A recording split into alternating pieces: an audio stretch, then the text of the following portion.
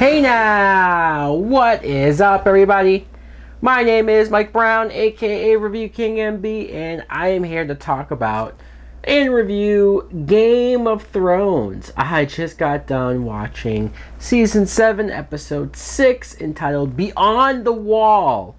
And man, oh man, I love this episode. I did.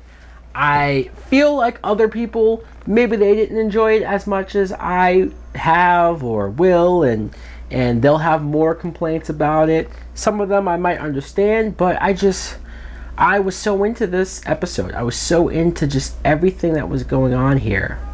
Let's start with the very beginning. You see this ragtag group of badasses. Let's be honest. We have Jon Snow, Tormund, Gendry, Mormont. I'm probably pronouncing these names wrong. I'm sorry. I hear them said, but it's just like they're such names that I would never say out loud in person myself that I'm trying. And the Hound, amongst a few other characters. Most of them got killed off, but this was insane. These guys are some of the bravest characters that you could ever get from the show. Gather and collect from the cast and have them do a suicide mission. Basically, this plan to go off as far north as you can, try somehow, some way to capture a White Walker, and you know what? They do so.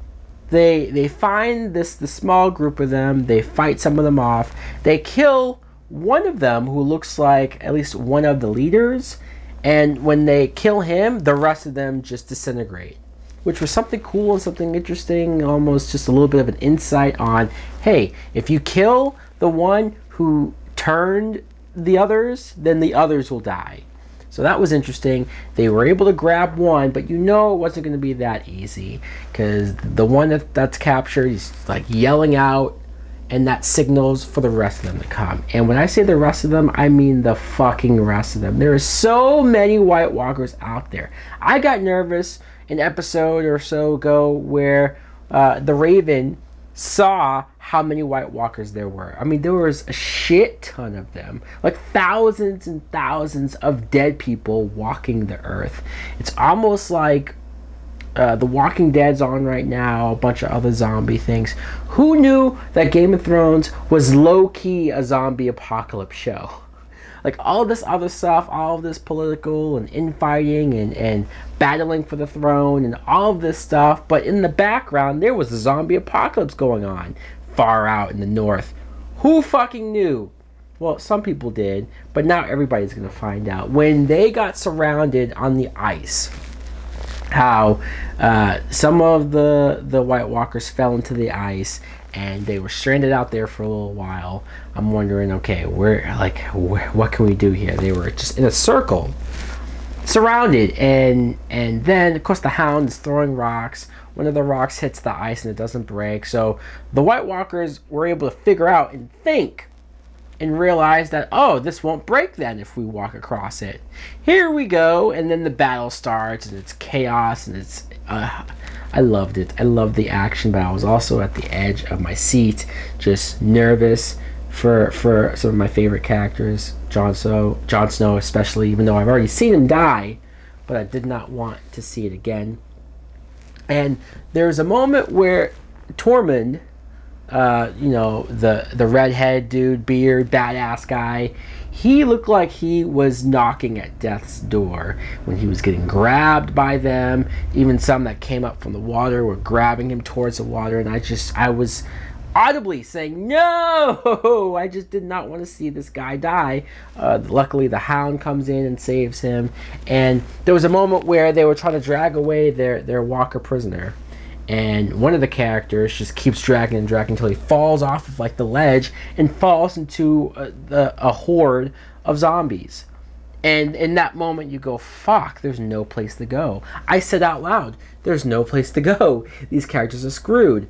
And yes, this is technically yet another Deus Ex Machina, a phrase that I just learned like last year, where we're in a situation where the characters are in peril. The characters, it looks like there's no way out, that they're definitely going to die until somebody at the last second comes in and saves them. They did this last year in the Battle of the Bastards, And they did it again this year with Jon Snow again. Same character, same scenario, and they did it. Look, this is where I'm saying that people are going to complain about that. This is where I think people are going to say, see, George R.R. Martin would never write something like that. It's lazy. It's an old technique that every other movie does, and yada, yada, yada, yada.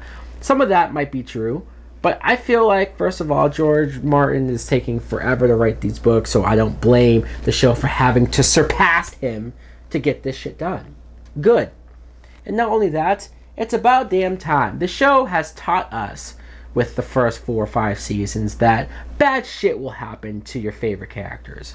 Like, don't get close to anybody because you're probably going to watch them die, which I have more times over. So now, when you get to a point where it looks like bad shit's going to happen to somebody, but then it doesn't, it's actually a relief. Like, you actually can feel like, well, something could happen here, something bad could happen because it has happened before. So they trained us in a way to actually buy these moments where it does, you need somebody to come in at the last second to save them. I'm okay with it. Other movies will do it and it's not earned, it's forced, and it's phony. This show, though, they can get away with it. I am perfectly okay with that. I love seeing Daenerys come in with her dragons, blowing fire on all of them. I mean, this is something that I was thinking originally. Like, why don't you just send the dragons over there to kill a bunch of them? Well, it's because Daenerys didn't believe the story, and this whole mission was about proving to her and Cersei.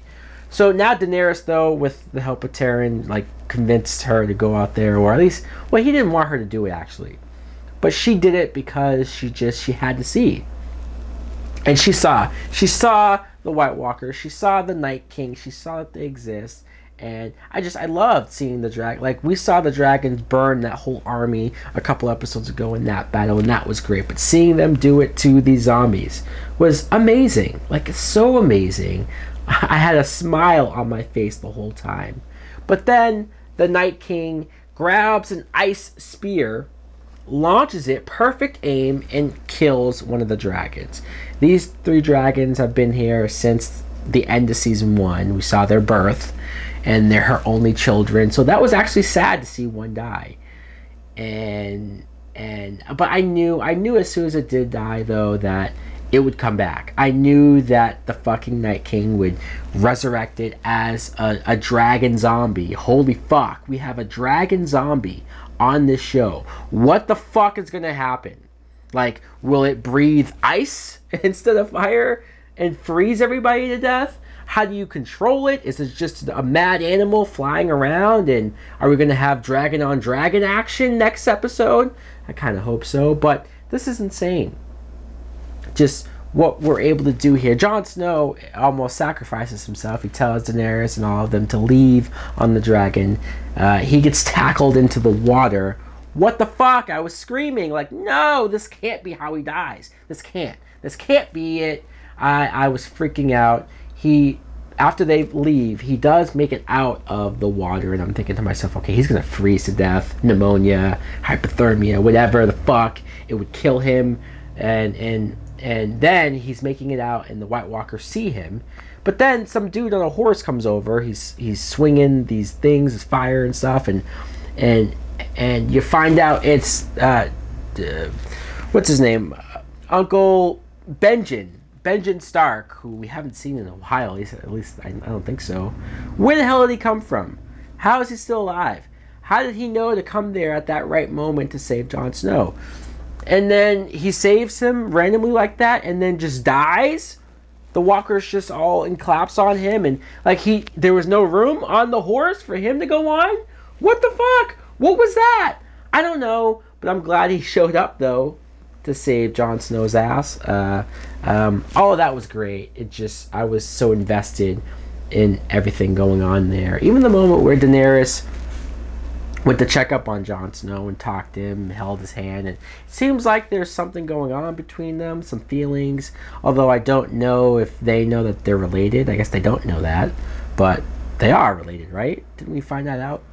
That's kind of weird, but not uncommon when you talk about this show. Also, we got some scenes of Arya. She found that letter that Sansa wrote back in, like, what was that, season 1? and it basically caused their father to get killed. And Arya was confronting her about it. Come to find out, though, Littlefinger is pulling these strings. He purposely left that there for her to find, to put the two sisters against each other. This is crazy. I feel like I hate Littlefinger so much. I want to see him viciously killed. But not just that. The fact that Sansa is almost falling for it, not realizing that this guy's manipulating her, that pisses me off too. I guess I'm a little bit more on Arya's side here, but man, we're going to find out what happens in the finale. It's the second to last season of this show. I can't believe we're damn near close to the end. But guys, let me know in the comments below if you too saw this episode. What did you think of it? Did you like it as much as I did, or did you think it was just okay? Thanks for watching. Like, comment, subscribe. Later!